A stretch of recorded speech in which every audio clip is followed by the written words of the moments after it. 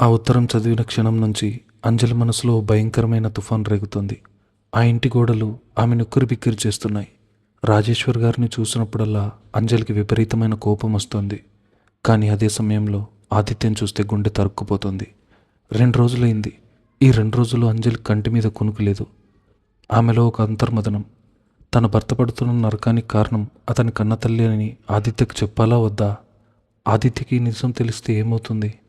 తన ప్రేమ చనిపోలేదని, బతికే ఉందని తెలిస్తే అతను సంతోషిస్తాడా? లేక తన కన్నతల్లే తన జీవితాన్ని, తన ప్రేమని ఇంతలా బలి తీసుకుందని తెలిస్తే తట్టుకోలేక ముక్కలైపోతాడా? ఎన్నో ఏళ్లుగా తను అనుభవిస్తున్న బాధ, తను తాగిన ప్రతి మందు చుక్క ఒక అబద్ధం కోసమే అని తెలిస్తే అతని మెదడు ఏమవుతుంది? ఈ ఆలోచనలు అంజలి మెదడును తొలిచేస్తున్నాయి. ఒకవైపు ఆదిత్యకు నిజం చెప్పి అతన్ని ఆ అపరాధ భావం నుంచి బయటకు తీసుకురావాలని ఆమె అంతరాత్మ ఆరుస్తోంది. మరోవైపు ఆ నిజం చెబితే కొడుకు తల్లి మధ్య ఉన్న బంధం శాశ్వతంగా తెగిపోతుందని, ఈ ఇల్లు ముక్కలైపోతుందని భయం ఆమెను ఆపుతుంది. నేను ఎలా చెప్పగలను? ఏ ముఖం పెట్టుకుని చెప్పగలను? నేను చెప్తే అతను నమ్ముతాడా? అంజలి ఎటూ తేల్చుకోలేక ఆ నిజాన్ని తన గుండెల్లో దాచుకుని లోపల ఉడికిపోతుంది. ఆదివారం ఉదయం రాజేశ్వరి గారు పూజ గదిలో ఉన్నారు. అంజలి వంటగదిలో పనిచేసుకుంటుంది. ఆదిత్య తన గదిలోంచి బయటకు వచ్చాడు. అతనికి తన పాత పాస్బుక్ కోసం వెతకాల్సి వచ్చింది. ఆ డాక్యుమెంట్లన్నీ రాజేశ్వర్ గారి గదిలోనే ఉండే ఇనుప బీరువాలోనే ఉంటాయి. అమ్మ పూజలో ఉండటంతో అతనే స్వయంగా వెళ్ళి వెతుక్కోవడానికి రాజేశ్వర్ గారి గదిలో అడుగుపెట్టాడు.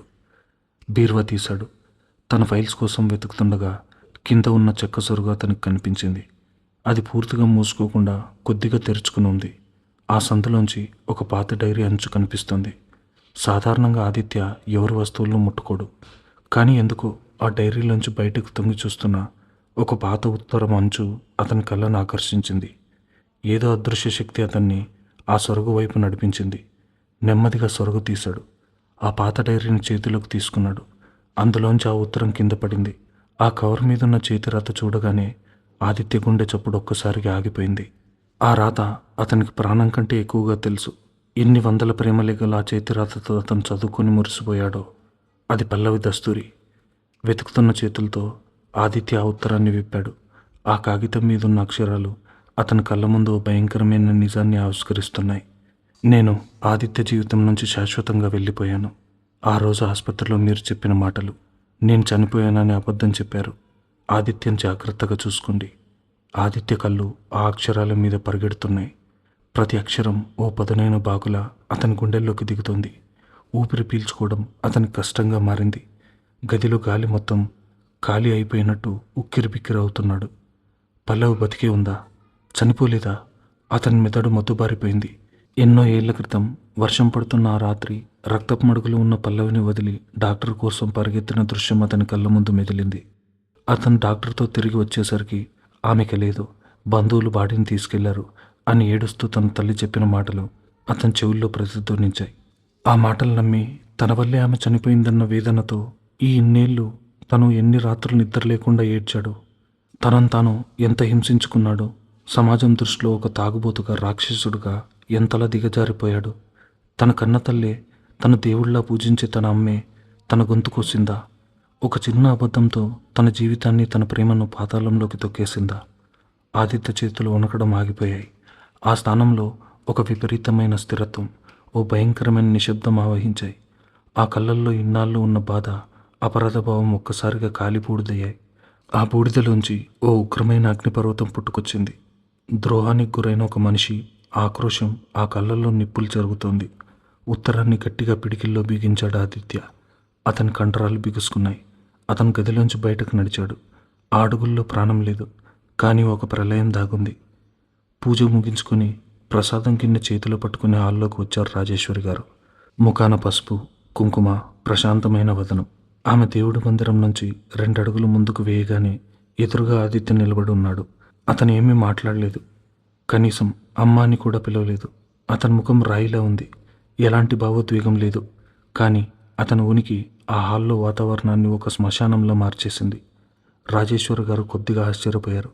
ఏంట్రా, ఏమైనా కావాలా అని అడగబోయారు. కానీ ఆమె మాట గొంతులోనే ఆగిపోయింది. ఆదిత్య తన కుడి చేతిని నెమ్మదిగా పైకి లేపాడు. ఆ చేతిలో నలిగిపోయి ఉన్న పాత ఉత్తరం ఉంది. పల్లవి రాసిన లేఖది. ఆ లేఖను చూడగానే రాజేశ్వరి గారి ముఖంలో రక్తం ఆగిపోయింది. చేతిలో ఉన్న ప్రసాదం కింద జారి కింద పడింది. ఆ చప్పుడు ఇల్లంతా ప్రతిధ్వనించింది. ఆమె కళ్ళు భయంతో పెద్దవయ్యాయి. పెదవులు వణుకుతున్నాయి. తన పాపం ఎప్పటికైనా పండుతుందని ఆమెకు తెలుసు. కానీ ఈ రూపంలో, ఈ సమయంలో తన కొడుకు ముందు తను ఇలా నిలబడాల్సి వస్తుందని ఆమె ఊహించలేదు. ఆదిత్య ఒక్క మాట కూడా మాట్లాడలేదు. ఎందుకు చేశావనలేదు. నన్నెందుకు మోసం చేశావు అని అరవలేదు. ఆమె బతికే ఉందా అని అడగలేదు. ఎందుకంటే కొన్ని మోసాలు మాటలకు అందనివి. ఎంత అరిచినా, ఎన్ని ప్రశ్నలు వేసినా ఆ ద్రోహానికి సరైన సమాధానం దొరకదు. తన జీవితంలో అత్యంత అందమైన కాలాన్ని ఒక నరకంగా మార్చిన కన్నతల్లిని అడగడానికి అతని దగ్గర ఇక ఏ మాటలు లేవు. అతను కేవలం రాజేశ్వరి గారి కళ్ళల్లోకి సూటిగా చూశాడు. ఆ చూపు భరించలేక రాజేశ్వరి గారు నెమ్మదిగా తలదించుకున్నారు. ఆ తల వంచడం తన తప్పును ఒప్పుకోవడమే. తన స్వార్థం కోసం కన్న కొడుకు బలి తీసుకున్నానని అంగీకరించడమే. ఆమె కళ్ళల్లోంచి పశ్చాత్తాపంతో కూడిన కన్నీళ్లు రాలుతున్నాయి. కానీ ఆ ఇంట్లో కన్నీళ్లు ఆదిత్య కళ్ళల్లో ఉన్న నిప్పులు ఆర్పలేవు. గిన్నె కింద పడిన శబ్దం విని వంటగదిలోంచి పరుగు పరుగున బయటకొచ్చింది అంజలి. హాల్లో దృశ్యం చూడగానే ఆమె అడుగులు ఆగిపోయాయి. ఒకవైపు తలదించుకుని కన్నీళ్లు పెట్టుకుంటున్న అత్తగారు, ఆమెకు ఎదురుగా ఒక శిలలా నిలబడి ఉన్న ఆదిత్య. అతని చేతిలో ఉన్న ఆ ఉత్తరాన్ని చూడగానే అంజలికి అర్థమైపోయింది. జరగకూడదనుకున్న ప్రళయం జరిగిపోయింది. ఆదిత్యకు నిజం తెలిసిపోయింది. అంజలి గుండె వేగంగా కొట్టుకుంటోంది. ఆమె నెమ్మదిగా ఆదిత్య వైపు చూసింది. ఆమె ఇన్నాళ్ళు ఆదిత్యను ఎన్నో రకాలుగా చూసింది. మందు తాగిన మత్తులో తూగే ఆదిత్యను చూసింది. తన కోసం మందు మానేసి మౌనంగా ఉన్న ఆదిత్యను చూసింది. తన కన్నీళ్లను తొడవడానికి ప్రయత్నించిన ఆదిత్యను చూసింది. తన పక్కన వర్షంలో నిలబడి కన్నీళ్లు పెట్టుకున్న ఒక చిన్న పిల్లాడి లాంటి ఆదిత్యను చూసింది. కానీ ఇప్పుడు ఆమె ఎదురుగా ఉన్న ఆదిత్య వేరు. అతని కళ్ళల్లో నిప్పు ఉంది. అది కోపం కాదు, ద్వేషం అంతకంటే కాదు. అది సర్వస్వం కోల్పోయిన తర్వాత, బంధాల మీద నమ్మకం పోయిన తర్వాత తన ఉనికినే ప్రశ్నించుకుంటున్న ఓ మనిషి లోపల రగులుతున్న అగ్ని. ఆ అగ్నిలో ఏడుపు లేదు. ఓ భయంకరమైన నిశ్శబ్దం మాత్రమే ఉంది. తను ఎవరి కోసం ఏడ్చాడో వాళ్ళు బతికే ఉన్నారని తెలిసిన ఆనందం లేదు. తను ఎవరినైతే గుడ్డిగా నమ్మాడో వాళ్ళే తనను మోసం చేశారన్న వేదన ఉంది. ఆదిత్య చూపు రాజేశ్వరి గారి మీద నుంచి నెమ్మదిగా పక్కకు మళ్ళింది. గుమ్మం దగ్గర నిలబడి ఉన్న అంజలి వైపు వెళ్ళింది అతని చూపు. ఆ ఒక్క క్షణం ఇద్దరి కళ్ళు కలిశాయి.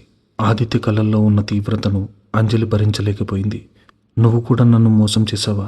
నీకు ఈ నిజం ముందే తెలుసా అని కళ్ళు ఆమెను ప్రశ్నిస్తున్నట్టుగా అనిపించింది అంజలికి. కానీ మరుక్షణమే అతను తన చూపులు తిప్పుకున్నాడు. ఎందుకంటే ఆ ఇంట్లో ఉన్న ఏ ఒక్కరితోనూ అతనికి ఇక సంబంధం లేదు. ఈ ప్రపంచంలో ఎవరితోనూ అతనికి సంబంధం లేదు. ఆదిత్య వెనక్కి తిరిగాడు. ఆ ఉత్తరాన్ని అలాగే చేతిలో పట్టుకుని మెయిన్ డోర్ వైపు నడిచాడు. ఆదిత్య అని ఏడుస్తూ పిలిచారు రాజేశ్వరి గారు. ఆ గొంతులో బతిమాలుకోలుంది. కానీ ఆదిత్య అడుగులు ఆగలేదు. అతను కనీసం వెనక్కి తిరిగి చూడలేదు. రాజేశ్వరి గారి మాటలు అతని చెవుకు చేరడం లేదు. అతను ఇల్లు విడిచి బయటకు నడుస్తున్నాడు. ఆ వెళ్ళడం ఊరికే కోపంతో బయటికి వెళ్ళడం కాదు, ఒక బంధాన్ని తెంచుకుని వెళ్ళడం. ఒక ఇంటికి, ఒక గతానికి శాశ్వతంగా వీడ్కోలు చెబుతూ వెళ్ళడం. గాలికి తలుపులు దబేలుమని మూసుకుంది. ఆ శబ్దంతో ఆ ఇంటి ప్రాణం కూడా పోయినట్టు అనిపించింది. ఇల్లంతా ఒక శ్మశాన నిశ్శబ్దం. రాజేశ్వరి గారు అక్కడే నేల మీద కూలబడి 2 చేతులతో ముఖం కప్పుని బోరున ఏడుస్తున్నారు. తన పరువు కోసం తను తీసుకున్న ఒక తప్పుడు నిర్ణయం తన కొడుకుని శాశ్వతంగా తనకు దూరం చేసిందని ఆమెకి ఇప్పుడు అర్థమవుతుంది. అంజలి అలాగే నిలబడిపోయింది. ఆమె కళ్ళ ముందు ఆదిత్య వెళ్ళిపోయిన ఆ తలుపు మాత్రమే కనిపిస్తుంది. ఆమె మెదడు పనిచేయడం లేదు. ఏం జరిగిందో అర్థం చేసుకునే లోపు అంతా చేజారిపోయింది. ఇప్పుడు ఆమె ఏం చేయాలి? ఆదిత్య ఈ ఇల్లు వదిలి వెళ్ళిపోయాడు. అతను ఎక్కడికి వెళ్ళాడో ఎవరికీ తెలీదు. బహుశా ఆ పల్లవిని వెతుక్కుంటూ వెళ్తున్నాడా? తన ప్రేమను తిరిగి దక్కించుకోవడానికి వెళ్తున్నాడా? లేక తనను తాను నాశనం చేసుకోవడానికి ఏదైనా మృత్యువుడిలోకి వెళ్తున్నాడా? ఆ అగ్నిపర్వతం లాంటి ఆవేశం బయటకు వెళ్ళినవాడు ఏం చేస్తాడో ఎవరికీ తెలీదు. అంజలి కాళ్ళు ముందుకు కదలడం లేదు. ఒక భార్యగా ఆమె తన వెంట వెళ్ళాలా? తన చెల్లెల కోసం ఒక తాగుబోతును పెళ్లి చేసుకున్న అంజలికి ఇప్పుడు తన బాధ్యత తీరిపోయింది. ప్రియ పెళ్లి జరిగిపోయింది. ఆదిత్య కూడా ఈ ఇల్లు వదిలి వెళ్ళిపోయాడు. ఇక ఆమె ఇక్కడ ఉండాల్సిన అవసరం లేదు. ఆమె కూడా తన దారిని తను వెళ్ళొచ్చు. కానీ ఆమె మనసు అలా అనుకోవడం లేదు. ఆ నిద్రలేని రాత్రి కిటికీ దగ్గర నిలబడి వణుకుతున్న గొంతుతో ఇవాళ కాదు అన్న ఆదిత్య ఆమెకు గుర్తొచ్చాడు. నీకేమైనా కావాలంటే అడుగు, అని అడిగిన అతని నిజాయితీ గుర్తొచ్చింది. గంటసేపు తన చేయి పట్టుకుని ఒక పసిపిల్లాడిలా ఏడ్చిన అతని మౌనం గుర్తొచ్చింది. అతను ఒక మోసపోయిన మనిషి, ద్రోహం వల్ల గాయపడిన ప్రాణం. ఈ సమయంలో అతన్ని ఒంటరిగా వదిలేస్తే అతను శాశ్వతంగా చీకట్లో కలిసిపోతాడు.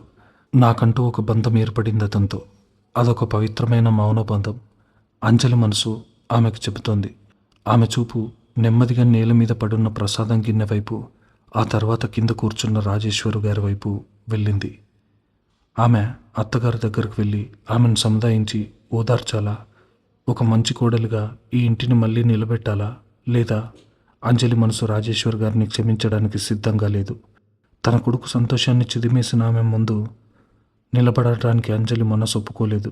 ఆమె గుండె ఒకటే చెప్తుంది, ఆదిత్యకి ఇప్పుడు తోడు కావాలి, నేను అతని పక్కన ఉండాలి. అంజలి వెనక్కి తిరిగింది. రాజేశ్వర్ గారి వైపు కూడా చూడకుండా మెయిన్ డోర్ తీసుకుని బయటకు పరిగెత్తింది. బయట ఆకాశం మేఘావృతమై ఉంది. గాలి వేగంగా వీస్తోంది. దారిలో మనుషులెవరూ లేరు. రోడ్డు చివరన దూరంగా నడుచుకుంటూ వెళ్తున్న ఆదిత్య ఆకారం ఆమెకు కనిపించింది. అంజలి తన చీర కొంగును పట్టుకొని అతని వైపు పరిగెత్తడం మొదలుపెట్టింది. ఆకాశం బూడిద రంగు మేఘంతో కప్పబడి ఉంది. ఎటు చూసినా కమ్ముకొస్తున్న చీకటి. కానీ అంజలి మనసులో మాత్రం ఒకటే లక్ష్యం, ఆదిత్య. పరుగు పెడుతూ ఊరి చివరకు చేరుకుంది అంజలి. ఆమె శ్వాస వేగంగా ఆడుతోంది. కట్టుకున్న చీర అంచులో మట్టి అంటుకున్నా ఆమె పట్టించుకోలేదు. నుదుటి మీద చెమట కారుతున్నా తుడుచుకునే తీరిక లేదు. ఆదిత్య ఎక్కడికి వెళ్ళుంటాడు? ఆ పాత గ్రంథాలయం దగ్గర చూసింది, లేడు. ఊరి చివరున్న గుడి మెట్ల దగ్గర చూసింది, లేడు. ఆమె మనసు కీడు శంకిస్తుంది. ఎవరైనా ప్రాణంగా నమ్మిన వాళ్ళు మోసం చేశారని తెలిస్తే ఆ బాధను తట్టుకోలేక ఏ అఘాయిత్యానికైనా ఒడికడతారేమో. ఈ ఆలోచన రాగానే అంజలి గుంటల్లో రక్తం గడ్డకట్టినట్టయింది. లేదు, అతనికి ఏమీ కాకూడదు. అతన్ని ఎలాగైనా నేను ఆపాలి. అప్పుడే ఆమెకు ఒక విషయం గుర్తొచ్చింది. ఆదిత్య పెళ్లికి ముందు ఒకరోజు తన స్నేహితుడు శివ దగ్గరకు వెళ్తున్నాడని ఊళ్ళో వాళ్ళు మాట్లాడుకోవడం విన్నది. శివ ఊరి చివర హైవే పక్కన ఒక పాత మెకానిక్ షెడ్ ఉంది. అప్పుడెప్పుడు ఒంటరిగా ఉండటానికి అక్కడికి వెళ్తాడని విక్రమ్ ఒకసారి మాటల మధ్యలో చెప్పాడు. అంజలి తన అడుగుల వేగాన్ని పెంచింది. ఆ షెడ్ వైపు పరుగు తీసింది. గాల్లో ఇంజన్ ఆయిల్ వాసన, దానికి తోడు ఒక పాత మందు సీసా వాసన. అంజలి ఆ షెడ్ గుమ్మం దగ్గరకు చేరుకునేసరికి ఆమె కాళ్ళు ఆగిపోయాయి. లోపల వెలుతురు సరిగ్గా లేదు. ఒక మూలున్న పాత ఇనుప బల్ల మీద ఆదిత్య కూర్చొనున్నాడు. అతని ఎదురుగా ఒక సగం తాగిన మందు సీసా ఉంది. చేతిలో ఒక గ్లాస్ ఉంది. ఆ దృశ్యం చూడగానే అంజలి గుండె పగిలినంత పనైంది. ఎన్నో రోజుల తర్వాత ఓ కొత్త జీవితాన్ని మొదలు పెడదామనుకున్నవాడు ఆ ఇంటి వాతావరణం మారబోతుందనుకున్న సమయంలో మళ్ళీ అదే చీకట్లోకి, అదే పాత వ్యసనంలోకి జారిపోయాడు. కానీ ఈసారి ఆ మందు తాగడం వెనక అపరాధ భావం లేదు, అనంతమైన ద్రోహానికి గురైన వేదన ఉంది.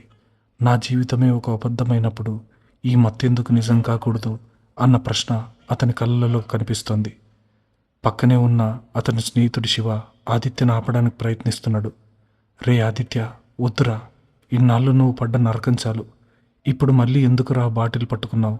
వదిలేరా దయచేసి బతిమాలుకుంటున్నాడు. కానీ ఆదిత్య ఎవరి మాట వినే స్థితిలో లేడు. చేతిలో ఉన్న ఆ ఉత్తరం ఇంకా నలిగిపోతూనే ఉంది. అతను శివను పక్కకి నెట్టి మందు గ్లాసు నోటి దగ్గరకు తీసుకెళ్లబోయాడు. సరిగ్గా అప్పుడే ఆదిత్య అన్న పిలుపు ఆ షెడ్లో ప్రతిధ్వనించింది. ఆ గొంతు వినగానే ఆదిత్య చేయి గాల్లోనే ఆగిపోయింది. శివ వెనక్కి తిరిగి చూశాడు. గుమ్మం దగ్గర అంజలి నిలబడి ఉంది. ఆమె కళ్ళల్లో కన్నీళ్లున్నాయి. కానీ ముఖంలో ఒక అంతు చిక్కని స్థిరత్వం ఉంది. శివకు పరిస్థితి అర్థమైంది. భార్యాభర్తల మధ్య తను ఉండకూడదని భావించి నెమ్మదిగా అక్కడి నుంచి బయటకు వెళ్ళిపోయాడు. అప్పుడు ఆ షెడ్లో ఆదిత్య, అంజలి మాత్రమే ఉన్నారు. అంజలి నెమ్మదిగా నడుచుకుంటూ ఆదిత్య దగ్గరకు వెళ్ళింది. అతని కళ్ళు ఎర్రబడి ఉన్నాయి. ఆ కళ్ళల్లో కన్నీళ్లు ఇంకిపోయాయి. కేవలం ఒక మొద్దుబారిన శూన్యం మాత్రమే మిగిలింది. ఎందుకొచ్చావు ఇక్కడికి? ఆదిత్య గొంతు బొంగురుగా కఠినంగా ఉంది. వెళ్ళిపో, నన్ను నా మానవులను వదిలే. నాకెవరూ లేరు, నాకంటూ ఒక ప్రపంచం లేదు. అంతా అబద్ధం, అబద్ధం అంటూ చేతిలో ఉన్న గ్లాసు నేలకేసుకొట్టాడు. గాజు ముక్కలు చెల్లాచెదురుగా పడ్డాయి. అంజలి ఒక్క అడుగు కూడా వెనక్కి వేయలేదు. ఆమె కళ్ళల్లో భయం లేదు. ఒక తల్లి పసిపిల్లాడి అల్లరిని ఎంత ఓర్పుగా చూస్తుందో ఆదిత్య ఆవేశాన్ని అంతే ఓర్పుగా చూస్తోంది. ఆదిత్య వెంటనే పక్కనే ఉన్న మందు బాటిల్ని తీసుకుని మూత తీసి నేరుగా నోటితోనే తాగడానికి సిద్ధమయ్యాడు. అంజలి అతని ముందు నిలబడింది. అతని కళ్ళల్లోకి సూటిగా చూస్తూ ఎంతో గంభీరమైన స్వరంతో ఇలా అంది. నీకు వేరే ఎవరైనా ఉంటే తాగు. నీ జీవితాన్ని నాశనం చేసుకోవాలంటే తాగు. కానీ ఆ అమ్మాయి కోసం మాత్రం తాగకు. ఆ మాటలకు ఆదిత్య కళ్ళు ఒక్కసారి విచ్చుకున్నాయి. చేతిలో ఉన్న బాటిల్ కిందకు దించాడు. పల్లవి పేరు ఎవరో అతని ముందు ప్రస్తావించడానికి కూడా ధైర్యం చేయరు. అలాంటిది అంజలింత నేరుగా ఆ మాట అనేసరికి అతనికి ఏం మాట్లాడాలో అర్థం కాలేదు. అంజలి అడుగు ముందుకు వేసి అతని కళ్ళల్లోకి చూస్తూ మరింత దృఢంగా చెప్పింది. నువ్వు ఎవరి కోసమైతే ఇన్నేళ్ళు నీ ప్రాణాన్ని తీసుకుంటున్నావో ఆ అమ్మాయి నీకు దూరమైంది నీ మీద ద్వేషంతో కాదు, నిన్ను ప్రాణంగా ప్రేమించింది కాబట్టి దూరమైంది. తన ప్రేమ కన్నా నీ కుటుంబం పరువు, నీ ప్రాణాలే ఆమెకు ముఖ్యమయ్యాయి. తన జీవితం నాశనమైనా పర్వాలేదు, నా ఆదిత్య సంతోషంగా ఉండాలని ఆమె త్యాగం చేసింది. ఆమె ఉత్తరంలో రాసిన ఆఖరి మాటలు ఏంటో చదివావో కదా. నా ఆదిత్యని జాగ్రత్తగా చూసుకోండి, నన్ను మర్చిపోయి అతను సంతోషంగా ఉండాలి అని కోరుకుంది. అంజలి మాటలు ఆదిత్య గుండెను కోస్తున్నట్టుగా ఉన్నాయి. ఆమె చెప్పిన ప్రతి అక్షరం నిజం. పల్లవి తన సంతోషం కోసమే దూరమైంది. అంజలి కొనసాగించింది. నువ్వు ఇలా మందు సీసాకు బానిసై బతికుండగానే ఒక శవంలా మారితే అది ఆమె ప్రేమను అవమానించినట్టు కాదా? ఆమె చేసిన త్యాగాన్ని మంటల్లో కలిపినట్టు కాదా? ఆమె ప్రాణంగా ప్రేమించిన ఆదిత్య ఇలా ముక్కలైపోయి ఒక తాగుబోతుగా మిగిలిపోవడం ఆమె ఎప్పటికీ కోరుకోదు. ఆమె ప్రేమ నీకు బతకడం నేర్పించింది, నిన్ను నువ్వుగా చంపుకోమని కాదు. ఆ మాట ఆ షెడ్లో ఉన్న నిశ్శబ్దాన్ని ఛేదిస్తూ ఆదిత్య ఆత్మను తాకాయి.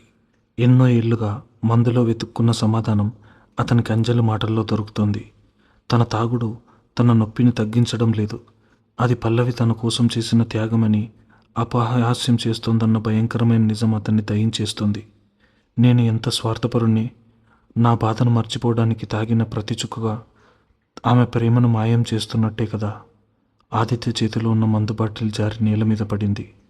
అందులోని మందు నెమ్మదిగా నేలపాలవుతుంది. అతని కళ్ళల్లో మళ్ళీ నీళ్లు సుడులు తిరుగుతున్నాయి. ఇన్నాళ్ళు తన తప్పుల పట్ల ఉన్న బాధ ఇప్పుడు తనను కాపాడుకున్న ఒక ప్రాణం పట్ల ఉన్న కృతజ్ఞతగా మారింది. అతను నెమ్మదిగా తలపైకెత్తి అంజలి వైపు చూశాడు. ఆమె ముఖంలో ఒక దేవత లాంటి ప్రశాంతత ఉంది. తన భర్త మరో అమ్మాయిని ప్రేమించాడని తెలిసినా కూడా ఆ ప్రేమకు విలువ ఇస్తూ ఆ ప్రేమను గౌరవించమని చెబుతున్న ఈ అమ్మాయి మనసెంత గొప్పది. ఏ స్వార్థం లేకుండా కేవలం తన బాగు కోసం, తన్ని నరకం నుంచి బయటకు లాగడం కోసం ఇంతలా ఆరాటపడుతున్నామెవరు? ఆదిత్య కళ్ళల్లో కదిలే ఎన్నో భావాలు ఒకే ప్రశ్నగా మారి బయటకు వచ్చాయి. అతను ఎంతో భారంగా అంజలి కళ్ళల్లోకి చూస్తూ అడిగాడు, నీకెలా తెలుసు? ఆ ప్రశ్నకు అర్థం ఎంతో లోతైనది.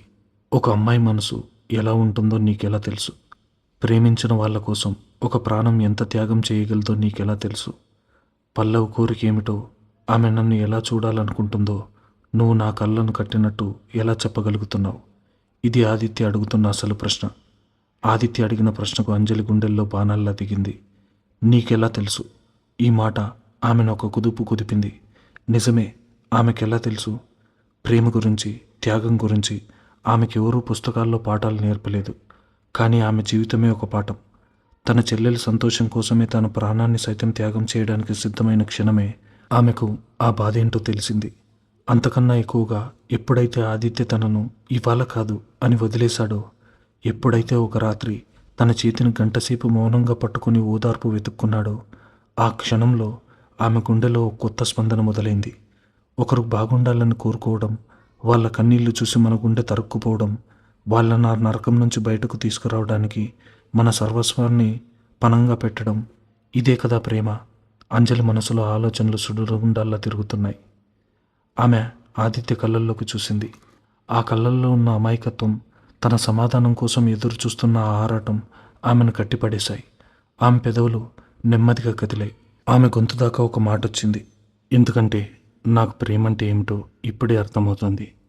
అవును ఆదిత్య, పల్లవి నిన్ను ఎంత స్వచ్ఛంగా ప్రేమించిందో నాకు తెలుస్తుంది. ఎందుకంటే అదే స్వచ్ఛమైన ప్రేమ ఇప్పుడు నా గుండెల్లో నీ కోసం పుడుతుంది. నీ గతం నాకు అడ్డంకి కాదు. నీ నొప్పి నా నొప్పిగా మారిపోయింది. నిన్ను మళ్ళీ ఆదిత్యంలా నిలబెట్టాలన్న ఆరాటమే నా ప్రేమ. ఆ ప్రేమలో పల్లవికి ఒక అర్థం దొరికినట్టే నాకు ఒక అర్థం దొరుకుతుంది. ఇవన్నీ ఆమె అతనికి చెప్పాలనుకుంది. తన మనస్సులో మొగ్గ తొడిగిన ఈ కొత్త భావం ప్రేమ అని పేరు పెట్టి అతని ముందు ఉంచాలనుకుంది. కానీ ఆ మాట పెదవుల దాకా వచ్చి గాల్లో కలవడానికి సిద్ధమైంది. కానీ అంజలి అకస్మాత్తుగా ఆగిపోయింది. ఆమె ఆ మాటను బయటకు అనలేదు. గొంతులోనే దిగమింగుకుంది. ఆమె కనురెప్పలు వాలాయి. గుండె వేగంగా కొట్టుకుంటోంది. కానీ ముఖం మీద ఆ భావాన్ని దాయడానికి ఆమె తీవ్రంగా ప్రయత్నించింది. ఎందుకు ఆగిపోయింది అంజలి? తన ప్రేమను వ్యక్తం చేయడానికి ఇది సరైన సమయం కాదని ఆమెకు అనిపించిందా? ఎప్పుడో దూరమైన పల్లవి ప్రేమ గురించి ఇంకా రగులుతున్న ఆదిత్య ఇప్పుడు తను నిన్ను ప్రేమిస్తున్నానని చెబితే భరించలేడని భయపడిందా? ఒకవేళ తన ప్రేమను వ్యక్తపరిస్తే అది అతని మీద భారం మోపినట్టు అవుతుందని భయం ఆమెను ఆపిందా? ఆమె ఏం చెప్పలేదు. కేవలం కళ్ళతో ఒక నిశ్శబ్దమైన ఆర్తితో అతన్నే చూస్తూ ఉండిపోయింది. ఇద్దరి మధ్య కొద్ది క్షణాలు అంతుచిక్కని మౌనం. వర్షం మళ్ళీ చినుకులుగా మొదలై ఆ ఇనుప రేకుల షెడ్డు మీద లయబద్ధంగా పడుతోంది. ఆదిత్య అంజలి కళ్ళని రెప్పవాల్చకుండా చూస్తున్నాడు. ఆమె ఏ మాట అయితే అనిపిస్తుందో, ఏ నిజమైతే పెదవుల వెనక బంధించిందో ఆ మాట ఆమె కళ్ళల్లో స్పష్టంగా కనిపిస్తోంది. ఒక మగాడికి తనను గుడ్డిగా ఆరాధించే, తన కోసం నిలబడే ఆడపిల్ల కళ్ళల్లో ఆ ప్రేమ అర్థం కాకుండా ఉంటుందా? అంజలి ఆపేసిన ఆ మాట ఆదిత్యకు అర్థమైందా? వర్షం వెలిసిన తర్వాత ప్రకృతిలో ఉండే ఒక నిశ్శబ్దం ఆ రాత్రి ఆ ఊరు రోడ్డు మీద పరుచుకునుంది. గాల్లో ఇంకా సన్నటి తేముంది. మెకానిక్ షెడ్ నుంచి ఇంటికి తిరిగి వస్తున్న ఆదిత్య అంజలి మధ్య ఎలాంటి మాటలు లేవు. కానీ ఇద్దరి మనసులో ఒక పెద్ద తుఫాను శాంతించిన తర్వాత ఉండే అలజడి స్పష్టంగా ఉంది. ఆదిత్య అడుగులిప్పుడు తూలడం లేదు. గంట క్రితం చేతిలో ఉన్న మందు సీసా నేలకేసి కొట్టిన క్షణం అతని జీవితంలో ఒక పాత అధ్యాయానికి ముగింపు పలికింది. పల్లవి తన సంతోషం కోసం తనను దూరం చేసుకుంటే ఆ దూరాన్ని సాకుగా చూపి తనను తాను చంపుకోవడం ఆమె ప్రేమను అవమానించడమే అని అంజలి అన్న మాటలు అతనికి మెదడులో ఇంకా మారుమోగుతూనే ఉన్నాయి. అంజలి అతని పక్కనే ఒక అదృశ్య కవచంలా నడుస్తుంది. ఇద్దరు ఇంటికి చేరుకున్నారు. తలుపులు తీసుకుని లోపలికి అడుగు పెట్టగానే ఆ విశాలమైన హాల్లో ఒక న్యాయస్థానంలా అనిపించింది. అక్కడ నిశ్శబ్దం ఒక తీర్పు కోసం ఎదురు చూస్తుంది. హాల్ మధ్యలో నేల మీద కూర్చొని ఉన్నారు రాజేశ్వరి గారు. ఎప్పుడు ఒక మహారాణిలా ఎవరి ముందు తల వంచని గర్వంతో ఉండే ఆమె ఇప్పుడు ఒక అపరాధిలా ముడుచుకుపోయి ఉన్నారు. పగలు జరిగిన సంఘటన, ఆదిత్య చేతిలో చూసిన ఆ ఉత్తరం ఆమె అహంకారాన్ని బద్దలు కొట్టాయి. కొడుకు తనను వదిలి వెళ్ళిపోయాడన్న భయం ఆమెను పిచ్చిదానిలా చేసింది. తలుపు చప్పుడు వినగానే ఆమె తలెత్తి పైకి చూశారు. గుమ్మం దగ్గర ఆదిత్య, అతని వెనకాల అంజన్ నిలబడి ఉన్నారు. ఆదిత్యం చూడగానే రాజేశ్వరి గారి ప్రాణం లేచొచ్చినట్టయింది. ఆమె వణుకుతున్న కాళ్ళతో నెమ్మదిగా పైకి లేచారు. ముఖమంతా కన్నీటి జారికలు, చెదిరిన చుట్టూ. ఆమె అడుగులు వేసుకుంటూ ఆదిత్య దగ్గరకు వచ్చారు. ఆదిత్య అక్కడే స్థిరంగా నిలబడున్నాడు. అతని కళ్ళల్లో ఇప్పుడు పగలున్నంత నిప్పు లేదు. కానీ తల్లి పట్ల ఎవరికైనా ఉండే ఆప్యాయత కూడా లేదు. అదొక శూన్యమైన చూపు. రాజేశ్వరి గారు ఆదిత్య రెండు చేతులు తన చేతుల్లోకి తీసుకున్నారు. ఆమె చేతులు విపరీతంగా వణుకుతున్నాయి. ఆదిత్య, నన్ను క్షమించరా? ఆమె గొంతులోంచి మాటలు రావడం లేదు. దుఃఖం ఆమె కంఠాన్ని నొక్కేస్తుంది. ఆదిత్య ఆమె చేతులను విడిపించుకోలేదు. అలాగని ఆమెను హత్తుకోలేదు. కేవలం ఒక శిల్లా నిలబడి ఆమె చెప్తున్నది వింటున్నాడు. నేను తప్పు చేశానురా. ఎంత పెద్ద తప్పు చేశానో ఇప్పుడు నాకే భయంగా ఉంది. నా పరువు, ఈ ఊళ్ళో నాకున్న పేరు, నా స్టేటస్, ఇవన్నీ నాకు ముఖ్యమని భ్రమపడ్డాను. ఒక సామాన్యమైన అమ్మాయి ఇంటికి కోడలుగా వస్తే నా పరువు పోతుందని నా కళ్ళు మూసుకుపోయాయి. కానీ ఆ పరువు కోసం నా కన్న కొడుకు ప్రాణాన్ని నేను తీశానని నాకు అప్పుడు అర్థం కాలేదు. రాజేశ్వరి గారు బోరున ఏడ్చారు. ఆదిత్య కళ్ళల్లో ఎలాంటి కదలిక లేదు. అతను మౌనంగానే తన గతంలోకి చూస్తున్నాడు. ఆ రోజు ఆసుపత్రిలో ఆ పిల్లను బెదిరించి పంపించినప్పుడు నువ్వు నన్ను ద్వేషిస్తావని భయపడి ఆ పిల్ల చనిపోయిందని అబద్ధం చెప్పాను. ఆ ఒక్క అబద్ధం నిన్ను బతికుండగానే శవాన్ని చేసింది. నా వల్ల, కేవలం నా రాక్షసత్వం వల్ల నీ ప్రేమ దూరమైంది. నువ్వు ఒక తాగుబోతిగా, పిచ్చివాడిగా మారి ఊర్లో అవమానాలు పడుతుంటే కన్నతల్లిగా నేను రక్త కన్నీరు కార్చాను. కానీ నిజం చెప్తే నువ్వు నన్ను వదిలేస్తావన్న భయం నన్ను ఆపింది. నన్ను క్షమించరా. నీ జీవితాన్ని నాశనం చేసి నీ పాపాత్మురాల్ని క్షమించు. ఆమె ఆదిత్య కాళ్ళ మీద పడిపోయారు. ఆదిత్య వెంటనే కొద్దిగా వెనక్కి జరిగి ఆమెను ఆపాడు. అమ్మా అన్నాడు ఎంతో నెమ్మదిగా. కానీ ఆ పిలుపులో ఒకప్పటి బంధం లేదు. ఒక తెగిపోయిన దారం తాలూకు ఆఖరి శబ్దం ఉంది. జరిగిపోయిన దాని గురించి ఇప్పుడు మాట్లాడి ప్రయోజనం లేదు. నువ్వు చేసిన తప్పుకు నేను అనుభవించిన నరకానికి లెక్కలు సరిపోయాయి. ఆ ఉత్తరం చూసినప్పుడే నా లోపల నీ మీదున్న కోపం కూడా చచ్చిపోయింది. ఎందుకంటే కోపం కూడా ఒక బంధమే. ఇప్పుడు నా మనసులో ఏమీ లేదు. ఆ మాటలు రాజేశ్వరి గారి గుండెను కోశాయి. కొడుకు తిట్టినా కొట్టినా భరించేది.